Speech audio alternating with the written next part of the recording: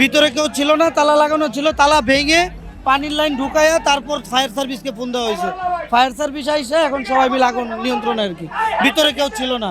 হ্যাঁ, তালা ভাঙ্গা পরে জানলামালা ছুটাইছি, ছুটে এগুলো ইটি করছি, বাস করার পরে মাছ অনেকটি করছি। এরপরে তো ফায়ার সার্ভিস মানে আগুন জ্বলে উঠছে, আমরা হ্যাঁ করে আগুন জ্বলে উঠছে। এরপরে আমরা আগুন তখন নীতি করছি, যে নিয়ন্ত্রণ করছি, বাস করার পরে মাছ আমরা বার করছি।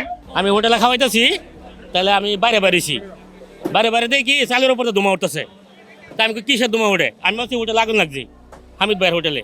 তা আবার আমি যে সেটার মালিক আছে না রাকিবুলের কাছে আমি এনাইছি, আমি ভাই আগুন লাগছি। তাহলে এখন কি করা, তারা লোকজন না তালা ভাঙলো, তালা ভাঙা ভিতরে মানে সবাই এলাকা সবাই এলো।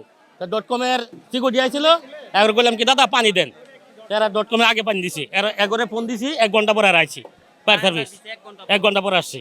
তা আসার পরে বন্ধ, কারণ ভিতরে কোনো লোকজন নাই।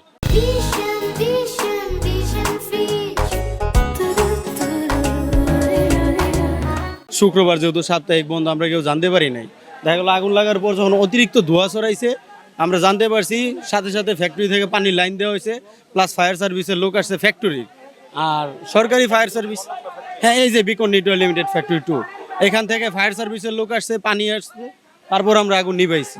ফায়ার সার্ভিস আসার আগেই আমরা আগুন নিয়ন্ত্রণে এনে ফেলেছি, নয়তো বড় ধরনের দুর্ঘটনা ঘটতো আজকে যে পরিমাণ হয়েছে। আগুন লাগার খবর শোনার সাথে সাথে আমাদের স্থানীয় লোকজন সবাই ঝাঁপিয়ে পড়ে, আগুন নিবানোর জন্য সার্বিক সহযোগিতা করে, প্লাস ফায়ার সার্ভিস ওনারাও সহযোগিতা করে, সবার সহযোগিতায় আগুন নিয়ন্ত্রণে আসে। এখন পরিবেশ ঠিক আছে সব কিছু। আমরা 15টা 46 মিনিটে জয়পুর হাট যেটা ফায়ার সার্ভিস প্রথম আমরা খবরটা পাওয়ার যে জয়দেবপুর ফায়ার সার্ভিস থেকে। তো ওখানে যে ফোনের সংখ্যা ছিল বেশি, ফোনের রেসপন্স দেখে আমি সাথে সাথে 2টা স্টেশন, বগুড়া ফায়ার স্টেশন যেটা হচ্ছে গাজীপুর চৌরাস্তা ফায়ার স্টেশন এবং আমাদের জয়দেবপুর, এবং আমি সহ একসাথে রওনা দিই। এরপরে যথাসময়ে আমরা কাজ শুরু করি, এবং এখানে একটা ভালো দিক হচ্ছে একটা পুকুর ছিল, যার ফলে আমাদের আগুনটা খুব বেশি বেগ পেতে হয় নাই। বাট 17টা 27 মিনিটের সময় আমরা আগুনটা নিয়ন্ত্রণ দিয়েছি। এখানে 2টা স্টেশনে টোটাল 4টা ইউনিটে কাজ করেছে। এখানে অনেক পরিমাণে আসলে সুতা এবং সুতা থেকে কাপড় তৈরি করতেছিল এই ফ্যাক্টরিটা। আসলে এখনও এটা বোঝার মানে বিষয় না, এটা হচ্ছে তদন্তের বিষয়।